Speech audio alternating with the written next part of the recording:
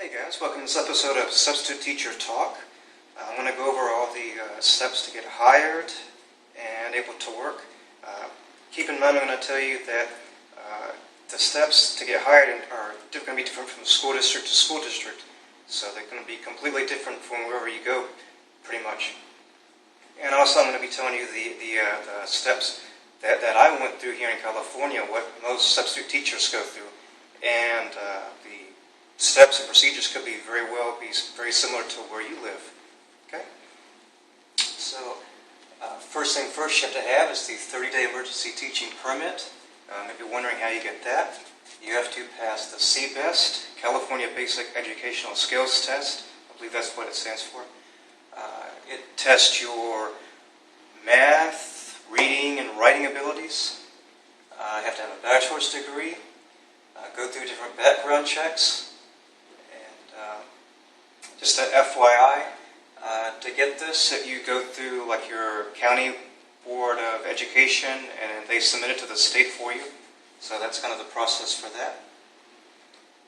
Then, whenever you get this, then you can look for openings.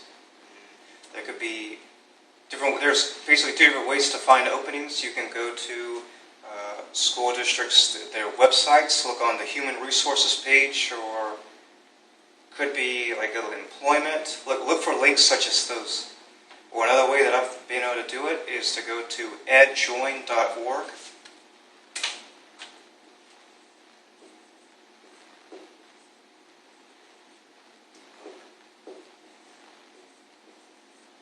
This used to be primarily a California website and database, but now they've expanded to other states. Okay, you can use that. After you get the app, you can either do it, if they have it online, then what you're going to do is you're going to, if it's on there from EdJoin, then you can fill it out electronically and submit it that way. Or if you're on the school district website, probably they're going to have a version there you're going to print off, download and print off, and then fill it and return it to them. You have to have a negative TB test. Letters of recommendation. This varies from school district to school district. One time I've had to have up to 3 different letters of recommendation, and thankfully at the time I was working in education as a teacher's assistant, so that helped me out. And I just asked a couple of coworkers, and they helped me out with that. Letter of intent. Some people might call this like a cover letter. You have to have this sometimes. Okay, once you fill out the app and do all that, and they approve you, what they're going to do is they're going to send you back like a giant packet, typically in the mail, or sometimes you're going to go pick that up at the school district headquarters. It's going to have different things, for example, all like the tax junk that you have to fill out.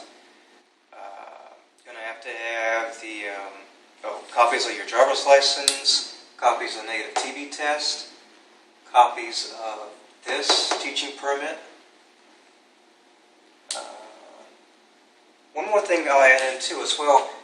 Getting hired as a substitute teacher in California, you don't have to have this. If you don't have this, if you have if you have regular teaching credentials, that's fine as well. A lot of times, if you don't have regular teaching credentials, then you need to go and get this, the emergency permit.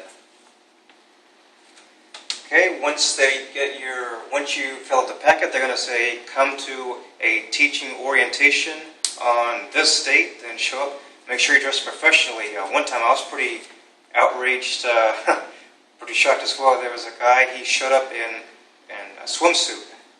And a swimsuit with like a tank top. And I was just outraged. I mean, they say first impressions go a long way, and this guy is dressed like this, like he's ready to go to the beach or something like that. So, make sure that you dress professionally, even though that you're in their system and you're hired. So just make sure that you dress appropriately. So,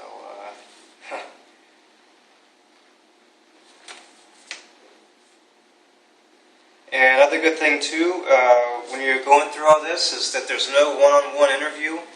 And basically, they look at your packet, look at all your credentials, transcripts, things like that, and they approve you. There's no one-on-one interview, which you typically have with in the traditional hiring process of jobs. Okay. So if you have any questions, leave them below. I'll try to help you out. Like I said before, this is typically the basis for school districts in California. Could very well be similar to where you live. Okay. So hope this helps you out, and see you soon. Thanks for watching.